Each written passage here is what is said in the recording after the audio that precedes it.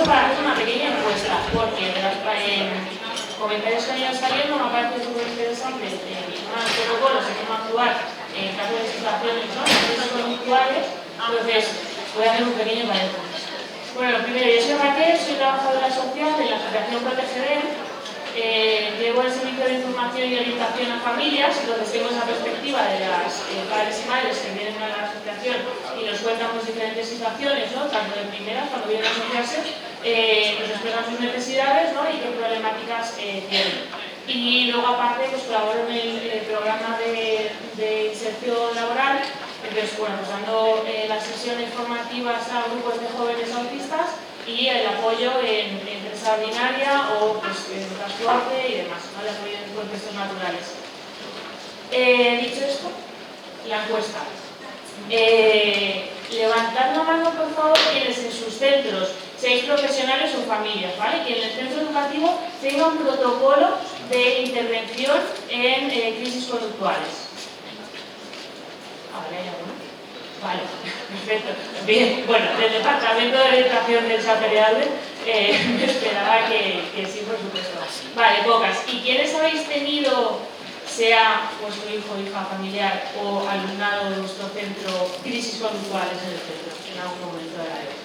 Vale. Gran tema.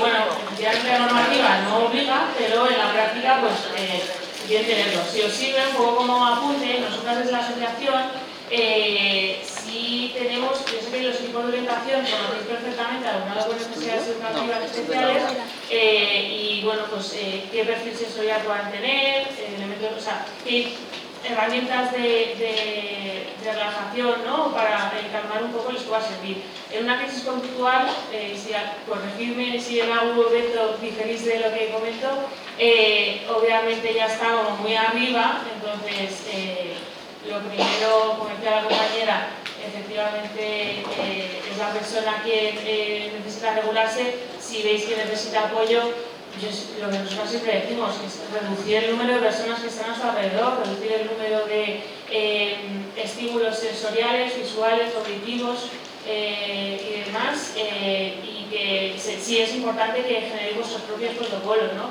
Qué persona de confianza puede actuar y en caso de que eso vaya más, quién realiza la contención verbal, que eso es lo primero, y luego si veis que no consigue bajar y llega a ser necesario porque empieza con autolesiones y hay que asegurar, ¿no?, que no se haga daño, si hay que hacer algún tipo de intervención física, que haya un orden y siempre el menor número de personas, lo que no puede ser. Yo entiendo que al no saber, pues, nos entramos un poco, ¿no?, en pánico y es normal que haya 4 personas alrededor de ese chaval o esta alumna con una crisis que está y no entiende, y obviamente pues sus posibilidades para gestionarse se reducen un montón. Entonces, bueno, por lo visto aquí lo tenéis seguro que es maravilloso, así que posiblemente no sé si tenéis algún foro, ¿no?, de equipos de orientación donde se puedan compartir, pero bueno, desde las asociaciones que nos llegan casos así que ha pasado, pues si podéis generar o copiar los protocolos, pues sería maravilloso. Por lo que veo también para vosotras. Pero bueno, bien saberlo, en la asociación además lo que hacemos, aparte de atender a familias y programas de ocio, tiempo libre, retiro familiar o de terapias y empleo, también hacemos mucha parte de agua.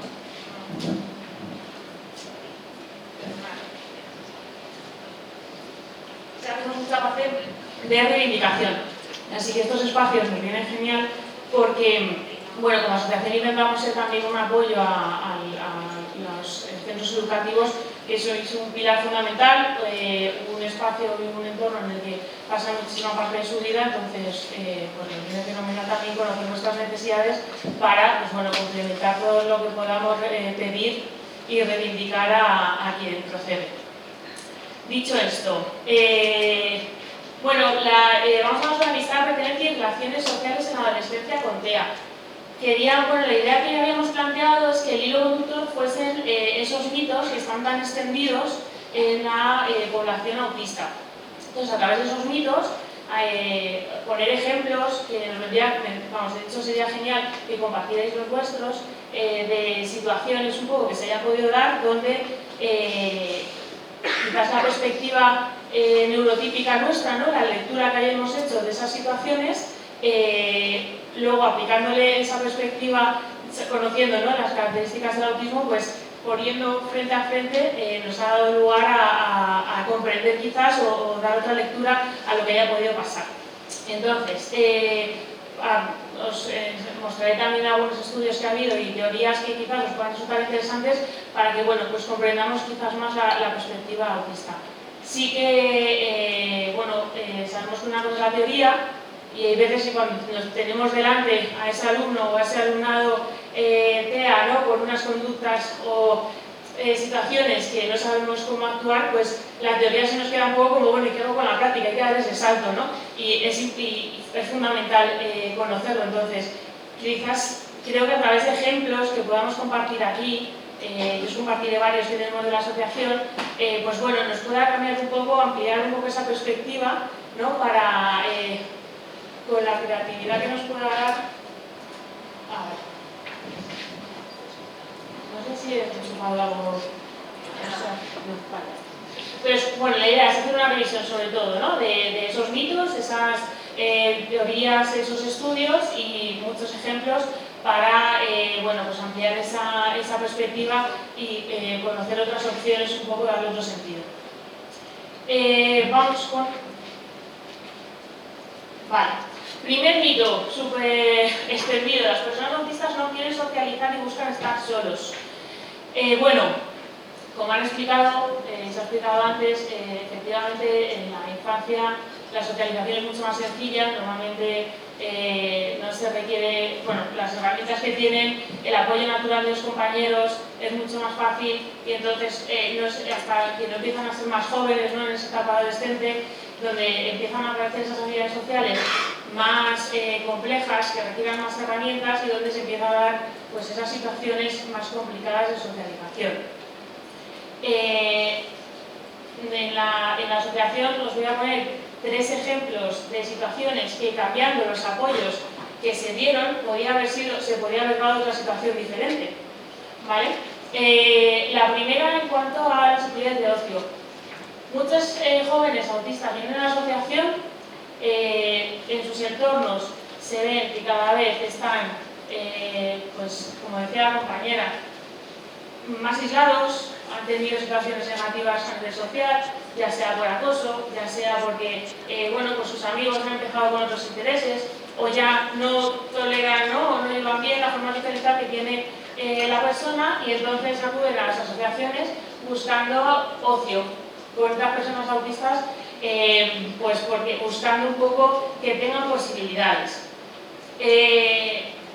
Realmente es necesario, ¿qué vemos? Que lo que deberíamos garantizar, lo que necesitan garantizar, son espacios más predecibles y con relaciones sociales donde no sean tan caóticas y sean más profundas, que puedan hablar de sus intereses y sus situaciones como cualquier otro, como lo podían hacer antes. ¿Qué hacemos en las asociaciones con ocio? Ya está bien la guata. ¿Qué tienen en los socios de las asociaciones? Pues al final tienen espacios predecibles donde hay unos itinerarios, saben cuándo empieza, cuándo acaba y qué va a pasar. Hay unos apoyos también en esa socialización que, pues bueno, pues siempre pueden venir bien. Yo entiendo que vuestros contextos lo más parecido puedan ser esos programas de patio, que no sé si en los institutos, ¿no? Pues no, más o menos.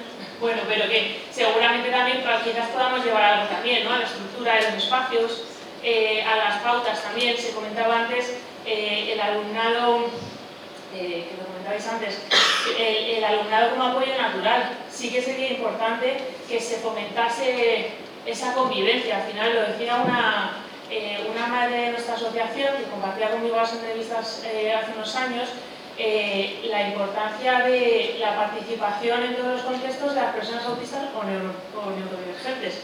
El alumnado que tenéis ahora, que tenemos ahora, en un futuro serán pues los políticos y quienes hagan las normas o quienes hagan las políticas, ¿no? que nos apliquen en todos los contextos. Entonces es importante que convivan y conozcan las necesidades de todas las personas con neurodivergencias para que sea algo natural y sepan y conozcan cuáles son las realidades, las necesidades reales, ¿no? Entonces, en lugar de intentar fomentar esa inclusión. Respecto a el segundo escenario que os quería plantear, nosotras tenemos en la asociación un grupo que se llama Apoyo Mutuo. Son un grupo de personas adultas que recibieron el diagnóstico de autista más tarde, ¿vale? Entonces, les ha pasado un poco lo mismo, la idea de que estaban fuera, que se fueron quedando sin amistades y que no encontraban unos espacios de ocio adecuados, ya sea pues, diferentes situaciones a nivel sensorial o X. La asociación decidieron hacer un pequeño grupo, son 3, es un grupo por poco, pero bueno, poco a poco.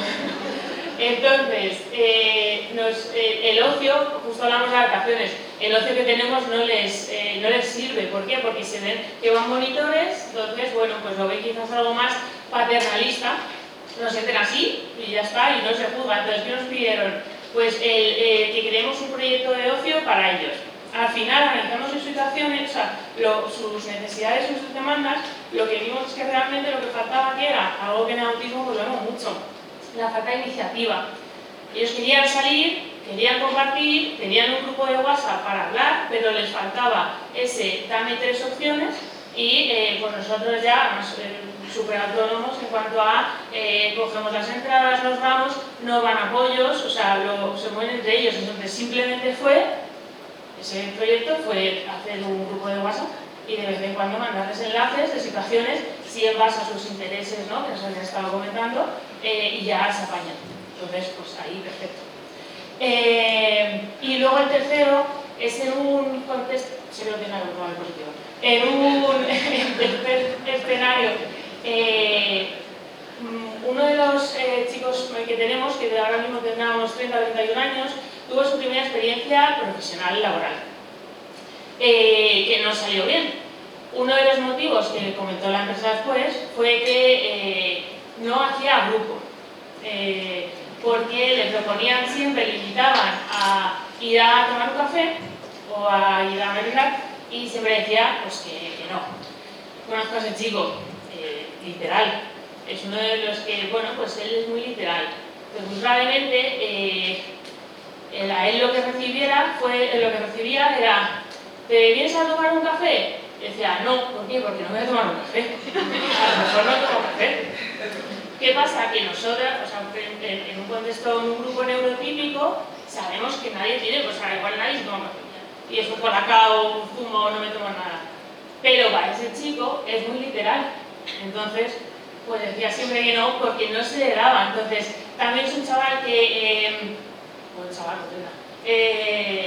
que también la iniciativa, pues bueno, pues estamos en ello, entonces tampoco proponía, tampoco quizás sabía, o sea, ahí sí tenemos, o tengo, por este caso de uno de mis alumnos, bueno, pues que revisar los apoyos que dimos, la falta de apoyos que dimos, que obviamente quizás pues nos faltó, o sea, quizás no, obviamente nos faltaban dar apoyos. Entonces, bueno, las revisiones también son importantes y aquí yo tengo que aclarar que faltaban apoyos en ese sentido de continuar con ellos en empresa y demás, para revisar cómo era el lenguaje, cómo era la comunicación y hasta qué punto el equipo conocía las necesidades reales de esta persona, ¿no?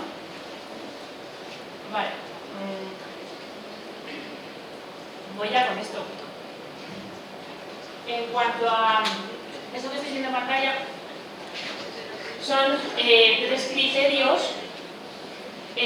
Cuando hablamos de habilidades sociales, son 3 criterios que suelen cubrir las habilidades sociales, ¿no?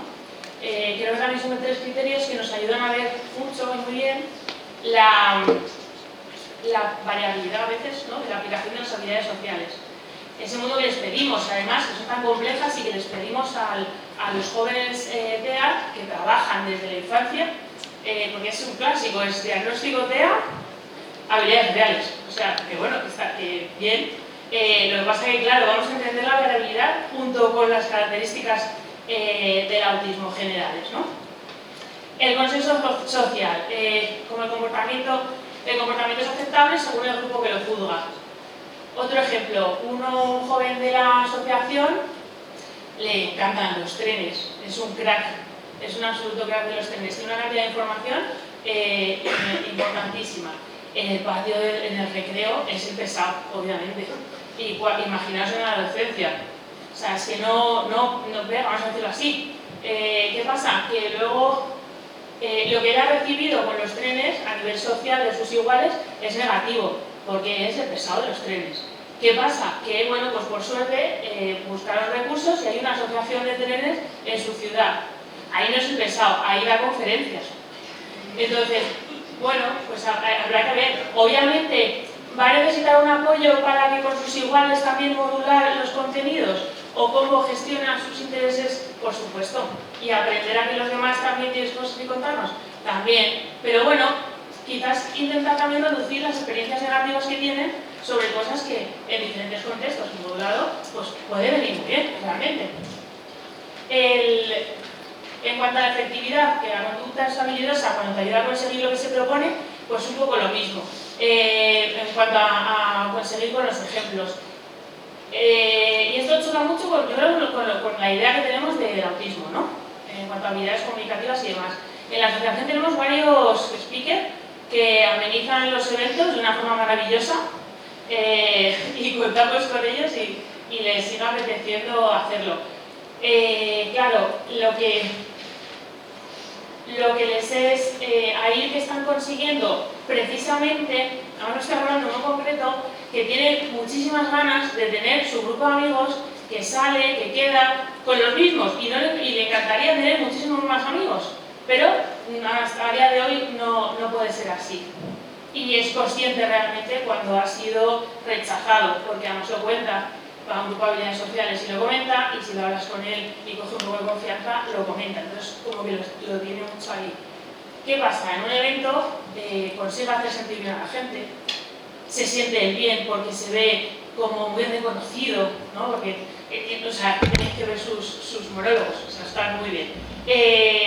Pero luego en otros contextos no lo es tanto. Entonces, claro, o sea, él aprende una cosa en un contexto que llevado a otro no le da los mismos resultados. Entonces, claro, ahí, y eso lo sabéis, la generalización del aprendizaje en diferentes contextos, hay veces que hay que trabajarlo mucho, muy mucho, para que lleguen a comprender sin frustrarse, como hablaba la compañera, sin ese resultado en su salud mental, de frustración, de tristeza y de no entender qué está pasando.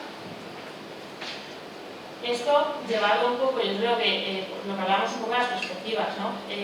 A nosotras también nos sirve el compartir estas situaciones, espero que sea también el caso aquí, para, pues aplicar otra mirada, sobre todo en cómo acompañamos a las personas que tengáis como alumnado, como familiares, el darle una vuelta a veces a no dar por hecho determinadas situaciones, ¿no? Y al coger una perspectiva más amplia para intentar cubrir opciones que a lo mejor no nos están cogiendo sobre esa frustración o no tenemos la mirada puesta en determinados casos.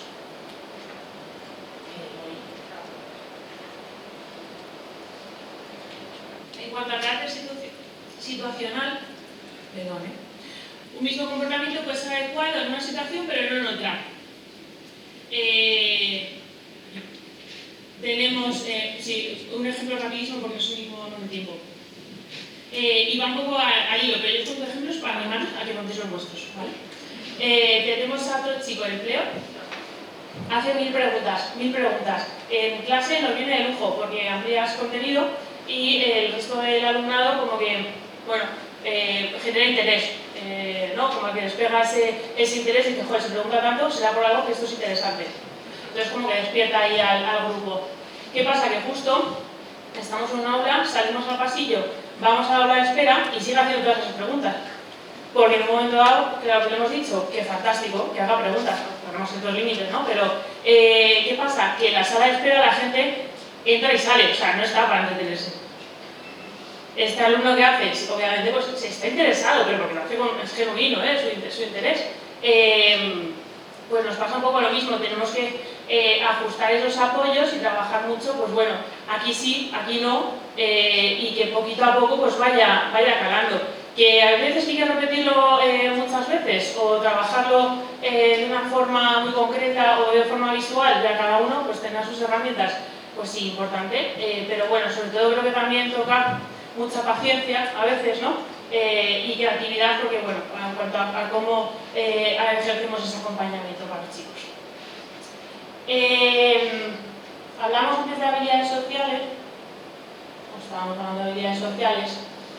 Estas son las habilidades sociales quizás que, pues bueno, en la juventud puedan ser de las más a más trabajar, ¿no? O que más situaciones puedan generar situaciones poco positivas. En la primera, expresar opiniones personales y defender derechos propios, decía la compañera, y yo quiero coger ahí un poco ese testigo, la importancia de conocer que ellos mismos conozcan sus intereses y preferencias, porque cada vez más, lo bueno es que creo que cada vez más, al menos en el mundo del tercer sector, de las asociaciones y entidades, la normativa acompaña con que tenemos que atender a sus deseos y preferencias y que tienen que elegir. Entonces, desde la infancia, desde la adolescencia, que ellos elijan y que se equivoquen. Necesario. ¿Que son más vulnerables y da bastante miedo? Pues efectivamente, pero un ejemplo ya de cambio normativa, la ley 8/2021, que no sé si tendréis muy en mente porque tampoco os toca mucho, pero bueno, es una ley que ha revolucionado un marco jurídico en cuanto a la atención a la discapacidad, porque es la ley de apoyo al ejercicio de la capacidad jurídica. Si antes hablaba de incapacitación, ahora hablamos de curatela, guardaderecho. Se ha sustituido ahí un poco la normativa y cómo se aplica esa protección jurídica a la persona. Esa ley empieza con la Convención de Derechos de las Personas con Discapacidad, diciendo que la persona tiene que se tiene que respetar sus deseos y sus preferencias en todo momento y que lo que necesitará será un apoyo en esa toma de decisiones en diferentes áreas.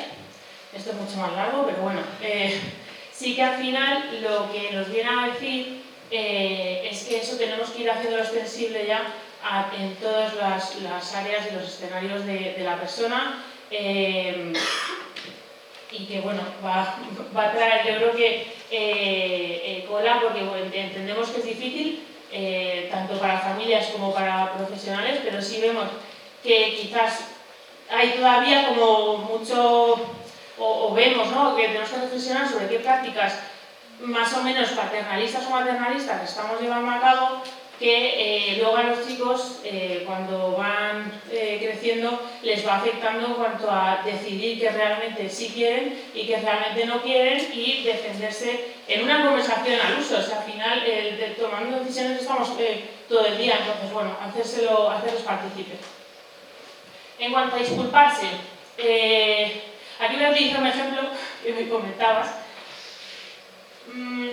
Y siguiendo con las características del autismo, disculpa, se planteaba una situación en la que, hablando con una persona, sabemos que una característica propia generalizada del autismo es la atención al detalle. Entonces estamos haciendo una conversación y puedo tener una amiga en el pecho, por ejemplo, ¿vale? La persona que tengo delante, autista, estamos hablando y me quita la amiga.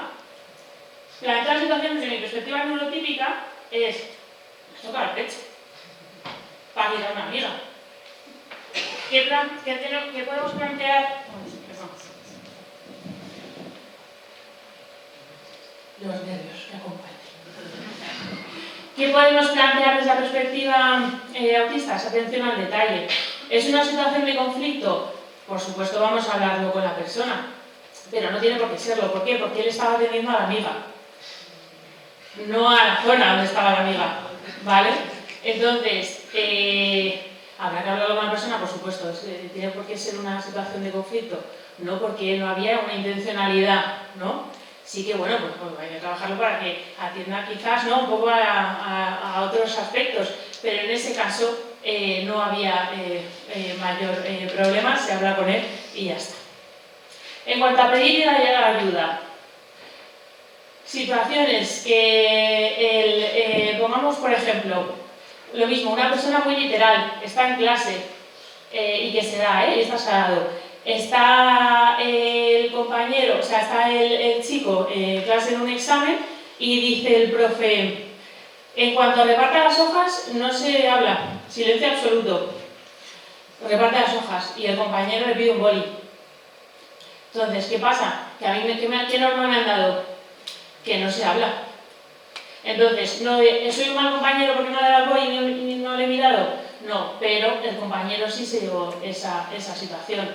Intervención del profesorado, pues ahí toca también atender al contexto y saber qué ha pasado. Y no solo mirar el hecho, sino ampliar la mirada a qué pasó antes y en qué situación estaban y también cuáles son las características y necesidades del alumno. Entonces, aquí se comentaban varias herramientas, pero bueno, una que igual la tenéis, nosotros la recomendamos mucho a familias cuando empiezan a no saber qué está pasando y empieza a haber situaciones que se escapan a su situación, que es el registro de conducta. De qué ha pasado, cuándo ha pasado, qué estaba pasando alrededor y demás. Si muy útil, lo conoceréis seguro, si no hemos hecho de orientación para familias y profes, lo conocerán. Y ese registro lo que nos ayuda también es un poco a lo mismo que estamos haciendo ahora, ¿no? Ampliar la perspectiva, no quedarnos solo en el hecho que ha pasado y analizar otras situaciones. Personalmente, con las familias que he trabajado, que bueno, están en situaciones muy complicadas, ayuda también a quizás reducir la carga emocional de las situaciones complicadas que ocurren y pasar a una parte más analítica. Entonces eso te ayuda un poco a ver más cosas de las que te permitiría ver una situación como de mucho nervio y mucha frustración porque está pasando algo que no comprendes. Y por último, iniciar, mantener y finalizar una conversación. Bueno, atendamos. ¿Os pongo este ejemplo? Bueno, venga. La conversación, todos aquí yo creo que sabemos lo que implica una conversación. Toda la información que hay, la expresión verbal, todo, el contexto a nivel sensorial, las preguntas que nos hacen y que eso puede llegar a ser súper complicado hasta el punto de una mujer autista que tenemos en la asociación, que se viene de vez en cuando, bueno, me pide 5 minutos porque tiene una pregunta. Y la pregunta es que cómo corta una conversación. Decía la compañera, hay que estar muy pendientes porque las mujeres de veces, autistas que no expresan igual o no tienen las mismas expresiones del autismo que muchos hombres, ¿no? Pues en este caso pasaba. Tú hablas con ella o hablas con ella y no ves ninguna señal de que algo va mal. ¿Qué iba mal? Que ella no sabía parar las conversaciones y llegaba al punto en el que llegaba tarde al trabajo, llegaba tarde a la cita médica, porque no tenía esas herramientas para cortar la conversación. No sabía cuándo tocaba. Y adulta, o sea, quiero decir, con 38 años. Entonces, al final, no podemos dar por hecho tampoco qué necesidades pueda tener una persona según su edad o según su grado de autonomía. La variabilidad del autismo también trae esto, ¿no? Y yo entiendo que genera inseguridad, pero bueno, el abrir la mente y entender también un poco con darnos un poquito de paciencia y comprender que pues conocer a una persona lleva su tiempo y aunque seamos profesionales, a veces esperan a nosotras que sepamos hacer todo ya, pues bueno, pues que estas cosas pasan y que conocer las necesidades y cuál es la mejor intervención con cada persona, pues va a necesitar su tiempecito. Vale. Eso no. Vamos con el segundo mito. No tienen empatía. Que también espero, no sé si superado ya, yo creo que no, por lo que voy oyendo, ¿vale? Con el no tienen empatía, la definición la podemos conocer, la tengo ahí para aligerar, no la leo. Que me parecía súper interesante de traer aquí, que no sé si hasta qué punto lo podéis conocer, la empatía afectiva y empatía cognitiva. Al final no podemos decir si alguien tiene empatía o no tiene empatía como absoluto, sino que se han encargado estudios de psicología y de neurociencia. Lo que contemplan son los dos componentes de la empatía, la empatía afectiva y la empatía cognitiva. La empatía cognitiva se ha entendido como la habilidad para reconocer y comprender los sentimientos de los otros, es decir, conlleva cierto análisis de la situación y de lo que estoy viendo en la persona, su expresión emocional, y el componente afectivo en cuanto a la reacción emocional del observador que percibe al otro experimentando, a punto de experimentar otro. Quizás sea posiblemente lo más reactivo, ¿no?, en cuanto a emoción. Vale, pues esto, fundamental, porque ¿qué venían a decir esto, a detallar estos estudios? Lo que se ha visto es que las personas autistas sí quieren, dan valores en esos resultados, lo que sí dan son valores muy similares al grupo de personas neurotípicas en cuanto a esta empatía afectiva, pero cuando hablamos de empatía cognitiva sí se veía ciertas dificultades en cuanto a comprender y evaluar la situación que se está dando, ¿vale? Entonces, ¿hay empatía? Sí hay empatía, pero ¿dónde residen los apoyos ahí? En comprender el contexto y en entender por qué esa persona está reaccionando así. Y bueno, ya me acompañará en cuanto a cómo puede ser esa respuesta. Luego otros estudios sí que que se centran más en circuitos cerebrales. Lo que comentaban es que los resultados, un poco el dato añadido, es que el refinamiento de las redes cerebrales funcionales que van relacionadas con el lado cognitivo y de habilidades sociales en la etapa adulta se siguen desarrollando. ¿Qué quiere decir? Que es fundamental que sigan participando y que sigamos trabajando en ese desarrollo, porque se siguen ganando estrategias a lo largo de la vida, que puede parecer no sé la palabra, como muy evidente, pero en realidad en la etapa adulta, a nivel de recursos, sabemos que se cortan y que es mucho más complicado y que vamos reduciendo apoyos en itinerarios educativos, apoyos cuanto más mayores, niveles más altos, menos apoyos tenemos. Cuando precisamente lo que nos están diciendo los estudios que se están abordando es que ese trabajo sirve, que ese desarrollo ya se está dando y que tenemos que seguir trabajándolo para que sigan ganando estrategias de afrontamiento de diferentes situaciones. No sé qué hablar. Ahí está. En cuanto a los resultados así generales que voy a ver, en cuanto a empatía afectiva, como os comentaba, les resulta más fácil contagiarse de sentimientos positivos que de negativos, y si es verdad que si conoce a la persona, lo que comentaban es que si ven a una persona, sobre todo una persona con la que tienen cierto vínculo, sufriendo, sí era más fácil que percibieran ese sentimiento correctamente, es decir, si están sufriendo dolor, percibir este dolor, que si no conocían a la persona o no tenían un vínculo cercano con ellos. Y en cuanto a la empatía cognitiva, comentaban, les cuesta identificar y poner las palabras que están sintiendo ellos mismos o cómo se sienten los demás, y el problema principal no es que no importen, sino que no comprenden o les resulta complicado entender la situación que se está dando para esa expresión emocional. ¿Cómo vamos? Pues yo creo que voy volando. Vale. ¿Hasta aquí alguna cuestión? Vale, perfecto.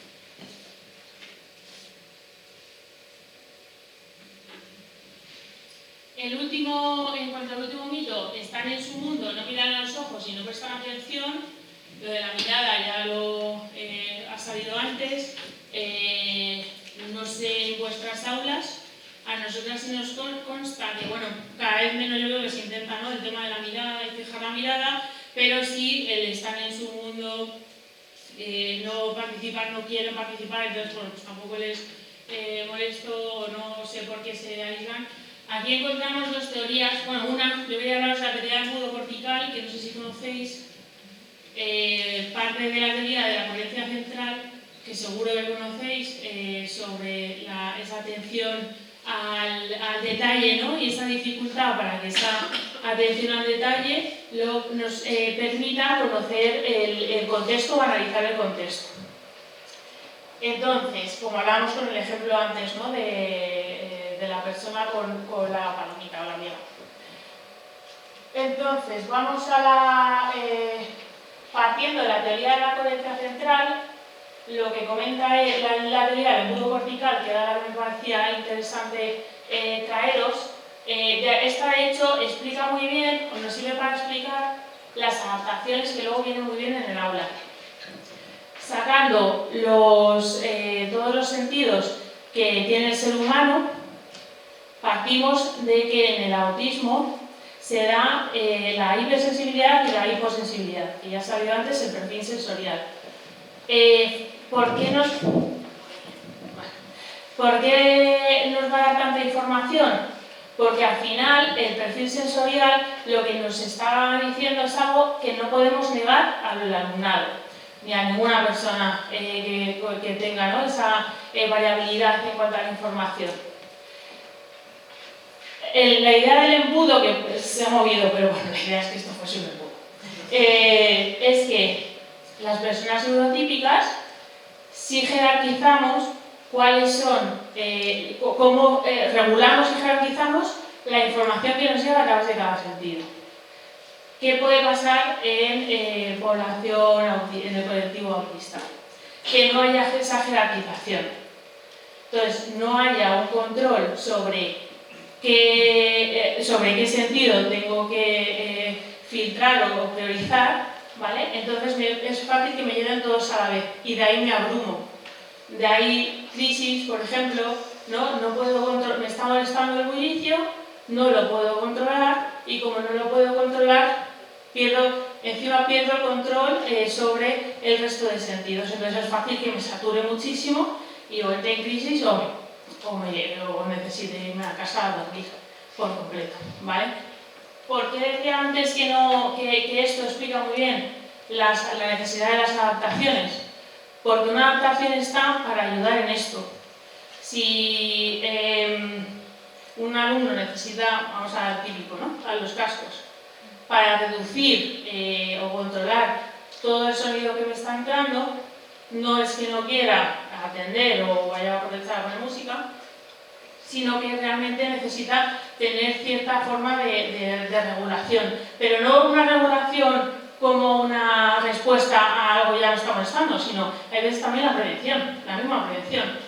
¿Qué nos dice también? ¿Qué nos puede decir todo esto? ¿Cómo cuando me estoy regulando, qué me va a ayudar a regularme? Si yo soy, por ejemplo, tengo hiposensibilidad a nivel táctil, a lo mejor lo que necesito para regular mi expresión y un abrazo fuerte, si me piden un abrazo fuerte, es porque a lo mejor se están desregulando. Entonces esto nos puede dar muchas pistas sobre cuando nos piden algo, por qué nos lo piden y en qué punto están. Igual lo tenéis o algún alumno o familiar así. Nosotros tenemos en la asociación un chaval que te da la mano, si hay confianza, te pide la mano.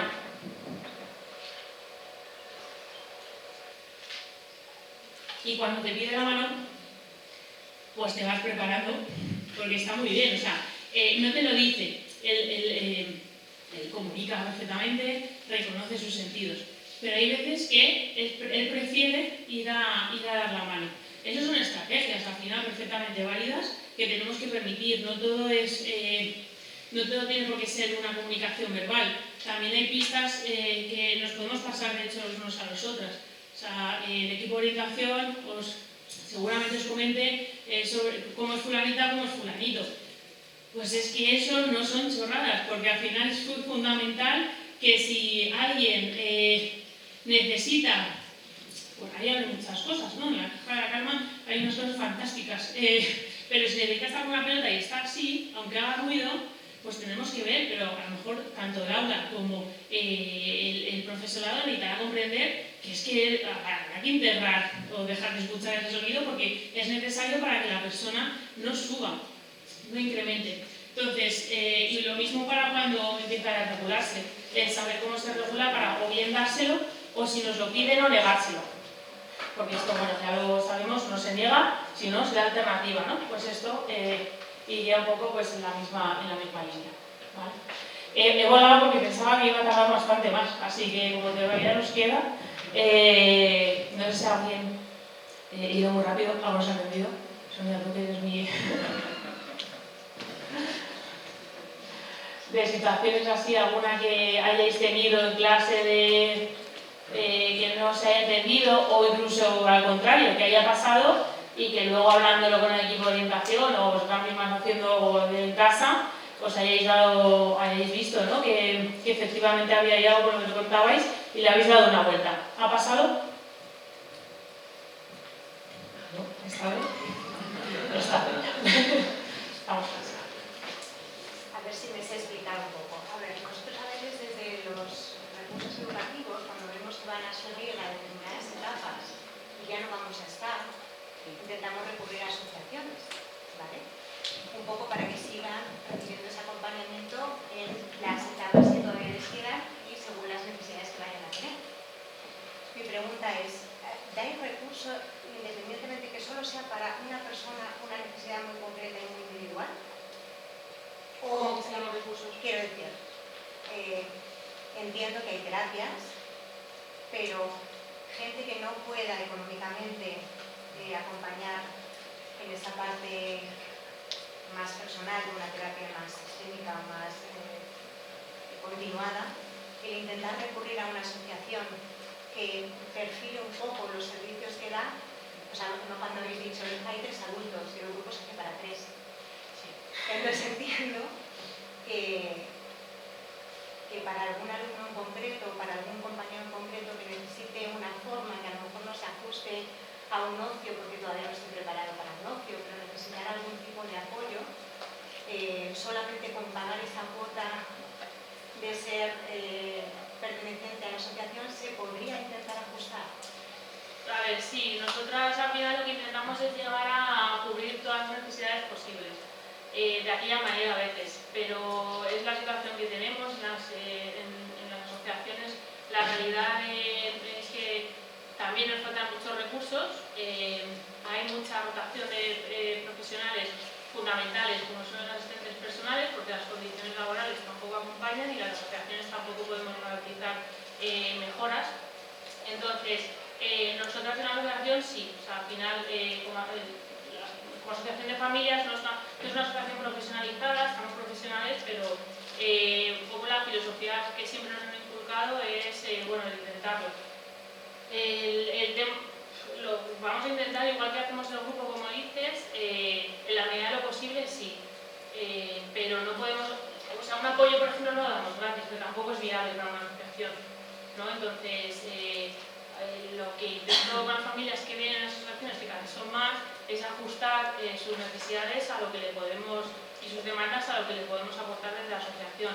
Hay veces que son pautas que vienen acompañadas de coordinaciones con coles donde ya los conocéis, entonces bueno, pues intentamos establecer una intervención que llegue al máximo posible pues con los recursos que haya. Si no puede pagar nada, el SIO es gratuito para todas las familias. Todo lo que contemple el SIO para familias socias es gratuito.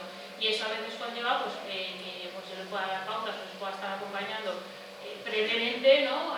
Para darles cierta compañía. Y luego también el apoyo que puedan encontrar en otras familias en reuniones como Cafés Tertulia, por ejemplo, ¿no?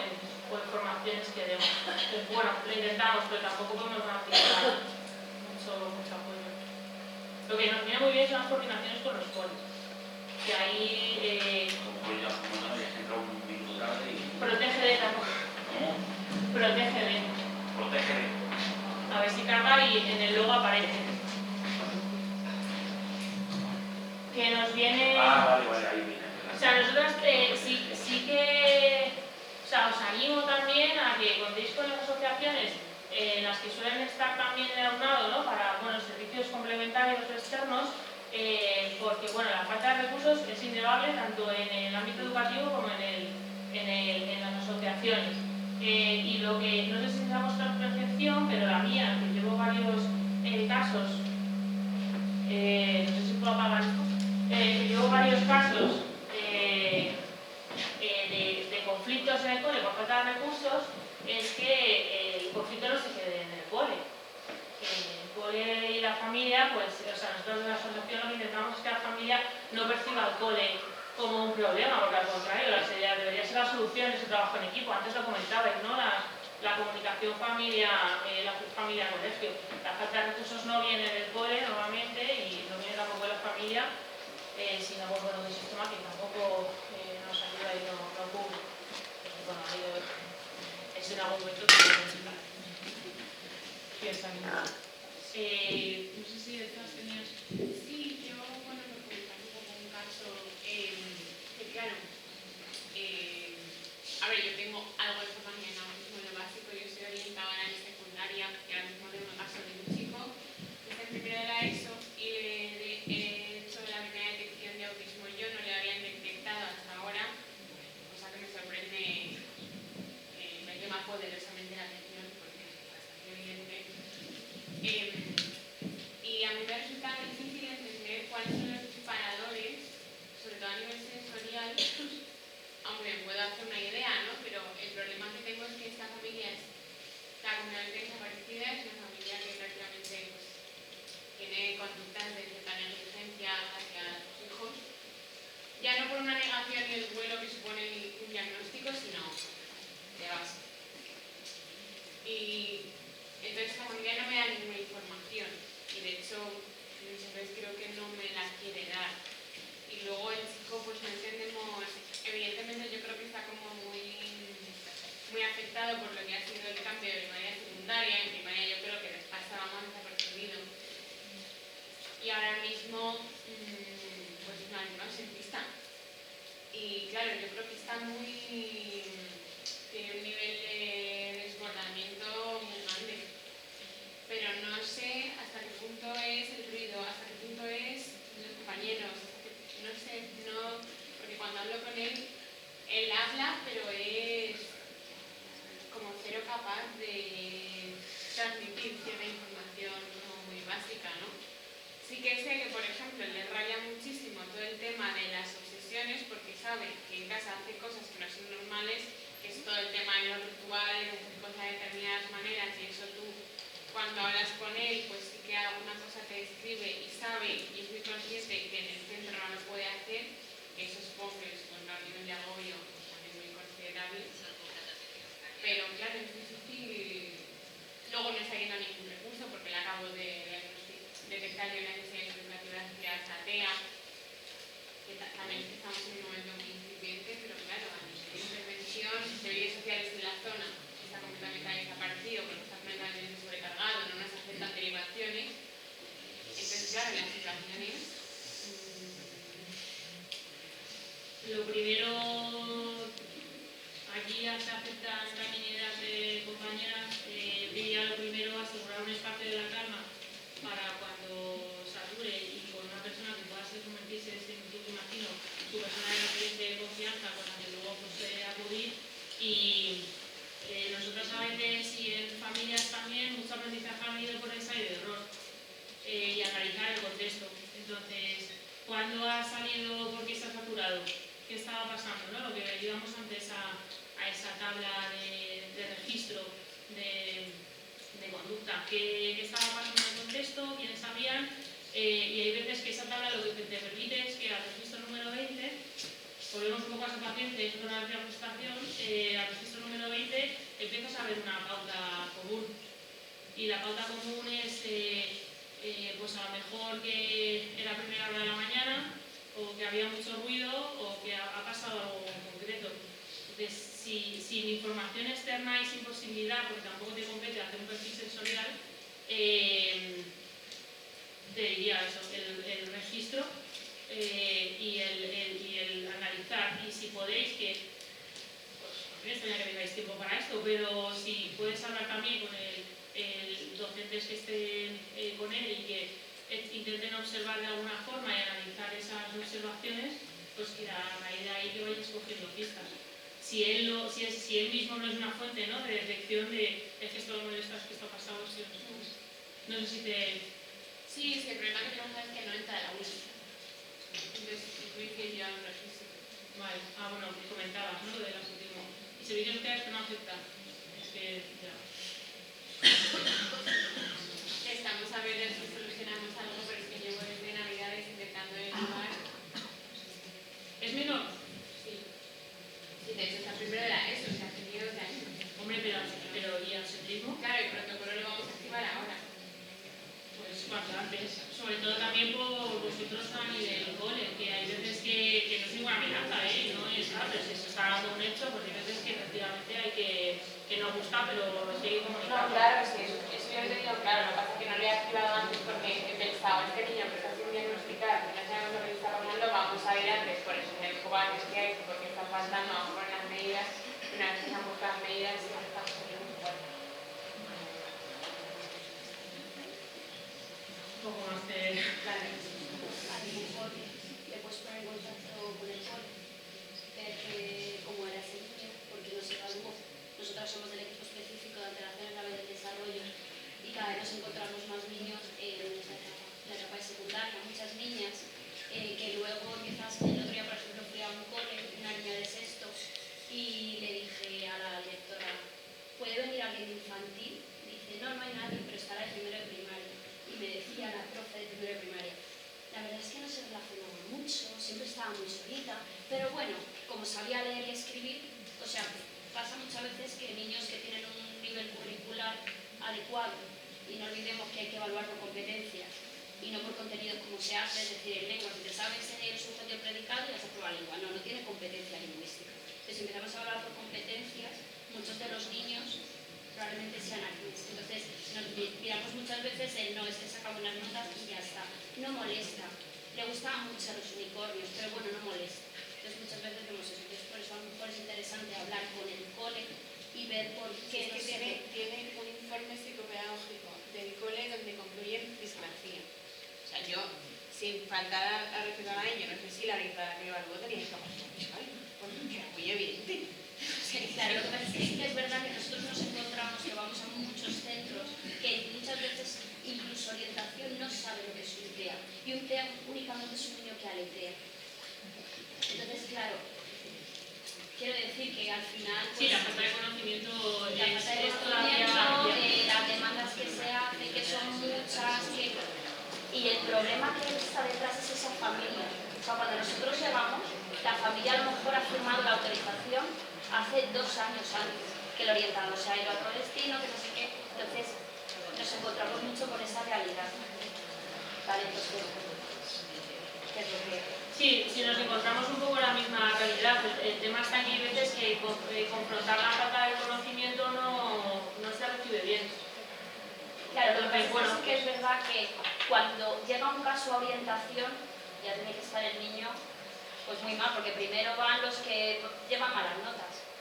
Entonces, claro, si a orientación no le llega eso, el tutor a lo mejor tampoco. Por ejemplo, yo llevo a la zona de Alcalá de Henares y voy a empezar a trabajar con el equipo de atención temprana, señales de alerta en ese 03. ¿Vale? Que muchas veces van pasando y llegamos a esas etapas. Entonces, es un trastorno de neurodesarrollo, había algo, vamos a buscar en infantil, algo hay para que llegue a este momento. Y las demandas sociales sabemos en la adolescencia que ya me está pidiendo algo que en las otras etapas no me estaba exigiendo. Entonces, sí que cada vez nos encontramos muchos casos de secundaria. Sí, cada vez más agravados, sí, con lo que comentábamos de las mujeres. Al final, efectivamente, hay un sesgo, o sea, ya tenemos un sesgo a nivel clínico, ¿no? De todo el tema de diagnósticos, porque los estudios vienen en hombres, ¿no? Y entonces las peculiaridades que se puedan dar en las mujeres por los motivos X, pues todavía no se contemplan cada vez más, pero bueno, sí que queda todavía bastante cuestión. Nosotros también lo percibimos, de hecho muchos casos agravados no se contempla la perspectiva autista, entonces como que lo que se demanda a las familias es como si el hijo fuese neurotípico, entonces pues hay peculiaridades que tienes que contemplar en tu intervención. Es decir, no es lo mismo, aquí lo comentábamos, que era un poco la idea de darnos tantos ejemplos. Si yo miro con mi mirada neurotípica, el resultado de mi evaluación va a ser una, pero si miro con la mirada autista, el resultado va a ser otro. Entonces, qué importante conocer la teoría y y las características generales, pero también tener o recordar que tengo que tener ese punto de atención y esa creatividad para valorar y valorar primero si efectivamente esa mirada autista te está dando otro resultado diferente, entonces vas a tener que trabajar de forma diferente. Había primero una pregunta y luego... Yo quería comentar, es verdad que llegan muchos casos a las instituciones, al colegio, ¿no? O al instituto tal, llegan niños sin ningún tipo de intervención, sin ningún tipo de terapia y tal. Eso lo tenemos sumamente claro. O sea, nosotros partimos de eso, ¿no? Yo creo que una de las estrategias que nos podría funcionar, creo yo, porque eso lo puedo asegurar, es que lo primero que deberíamos hacer con el alumno que llega a nuestra institución es crear un vínculo sano, ¿de acuerdo? Crear un vínculo desde el amor, desde el cariño, y así poder yo, sin necesidad de tener una información externa, descubrir cuáles son sus intereses. Y a partir de los intereses, yo voy teniendo alternativas de solución, ¿no? Si yo voy teniendo alternativas de solución acompañadas, como muy bien lo has dicho, de un registro, entonces sé que allí yo voy a poder descubrir qué es lo que le está pasando al niño, ¿no? ¿Cuál es la causa? Si yo hallo la causa de una desregulación, yo puedo intervenir. Si yo sé cuál es la causa y tengo alternativas de solución para poder ayudarle, no vamos a llevar a la crisis. Entonces, ¿qué pasa? Que si yo voy conociendo, uy, ya va subiendo, ya le voy dando alternativas de solución, esta crisis va a pasar. Con matices en el sentido de que no toda crisis es responsabilidad tampoco de haber sabido controlar el contexto. O sea, Claro, efectivamente, porque cuando ya llega una crisis que no puede hacer nada, mi única función va a ser de acompañar. Claro. Un acompañamiento. Sabemos que el ámbito público carece de mucha formación para lo que toda nuestra población sea y tal, pero yo creo que si tenemos unas mínimas estrategias para poder ayudar a nuestro alumnado, yo creo que por allí vamos por lo menos poniendo una arena, un granito de arena para poder ayudar. Efectivamente, ya eso me diría que tampoco lo he contemplado y que afecta también a la hora de regular y de intervenir cuando aparecen ya a lo mejor chavales que por lo que sea en un punto necesitan establecimiento de límites claros y que a lo mejor tengan un perfil muy retador. Ojo, que también son situaciones que se dan muy complicadas y para las que yo creo que quizás sean las más complicadas para gestionar por parte de los docentes, donde más herramientas tengan que haber. Yo creo que tenéis un papel fundamental en orientación y creo que ha salido antes, ¿no? Soy la pesada, creo que alguien comentaba, sí, soy la pesada, porque entiendo que tengas, o sea, es que esa frase está y me la repiten muchas familias de, si yo sé que quieren irte más, ¿no? Pero al final no, es que esa solución no funciona y como no está funcionando habrá que buscar otra y parte de él pues entender que todos los actores, o sea, todas las personas que estamos en el contexto pues efectivamente tenemos que pues, ser parte de esa intervención, porque hay veces que nos puede parecer mucho. Yo creo que quizás era el desconocimiento que parece que tenemos delante ese mar de dudas de no sé si lo voy a saber hacer bien, que a lo mejor son miedos y que nos cuesta confrontarlos. Y al final es rodar, yo creo, con el alumnado, poner límites claros, y a veces pues eso, mucha frustración y ver que a veces pues, quizás sea tienes herramientas, ¿no?, que te comparten las compañeras y ustedes los van adquiriendo iniciando desde un vídeo. Que hay que hacer ese vínculo, especialmente. A ver, yo esta ponencia y la anterior un poco, a ver, lo que estamos viendo aquí, o sea, y se dice espectro porque cada niño, o sea, es como tan amplio y cada vez es más amplio, porque lo que estamos, y se está viendo ahora, que lo que tú decías, hay equipos de orientación, incluso que muchas veces hablan de autistas como personas que tienen que estar moviéndose todo el rato como muy claro y muy determinado, y cada vez se está viendo que ese espectro cada vez es más amplio, que de hecho casi se está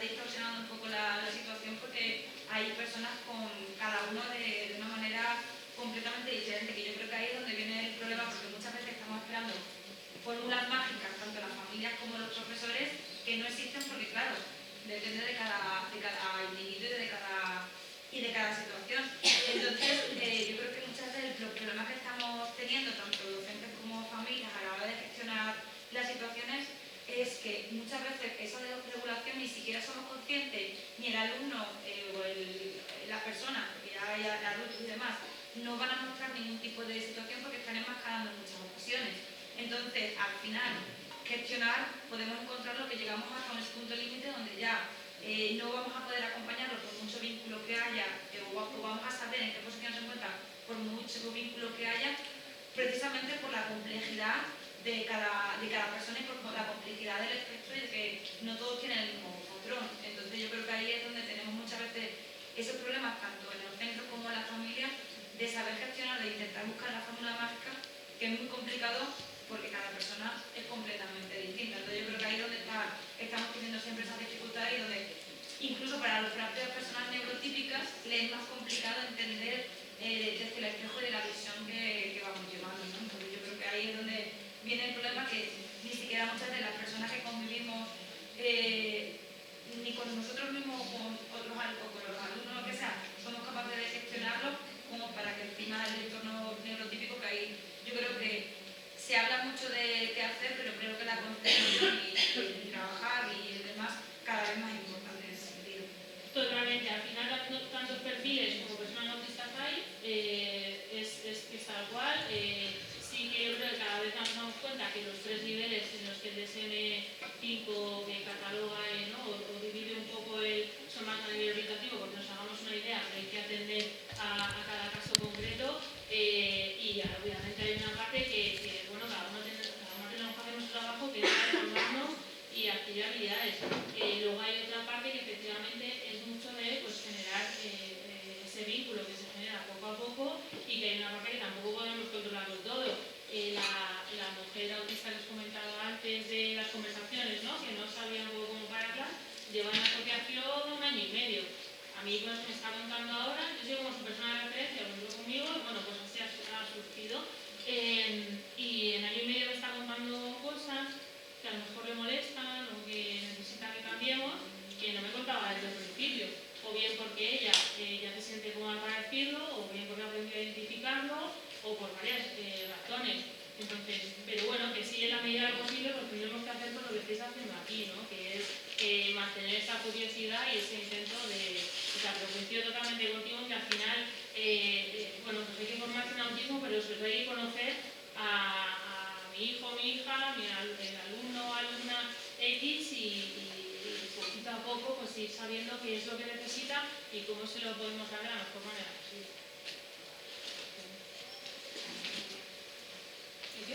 No, yo solo quería preguntarte, que dices que hacéis coordinaciones con los centros educativos.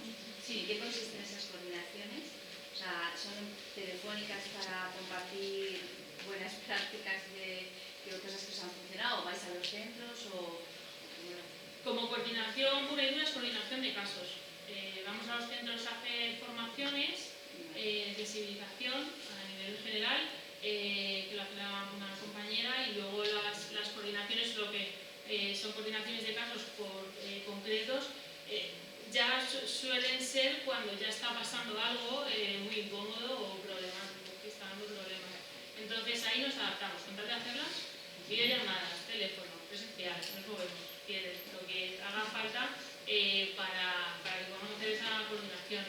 Y bueno, pues intentamos eso, que la profesional que esté llevando a la persona en cuestión, al participante, pues con la familia y con cole, o sea, el centro instrumental o quien proceda. Entonces, la idea es un poco coordinar qué cosas están funcionando, qué cosas se están viendo como un problema e intentar que la intervención sea conjunta, que las pautas sean conjuntas, o sea, igual que en el cole seguramente, ¿no? Yo creo más en niveles más infantil, primaria o con las terapias, se comparten con las familias un poco y se acotan cuál es la forma de intervenir que está funcionando en cada sitio para intentar organizar y fortalecer esa generalización, ¿no? del aprendizaje. Pues nosotros nos sumamos un poco en ese sentido. Y luego, sobre todo, pues trabajar el doble.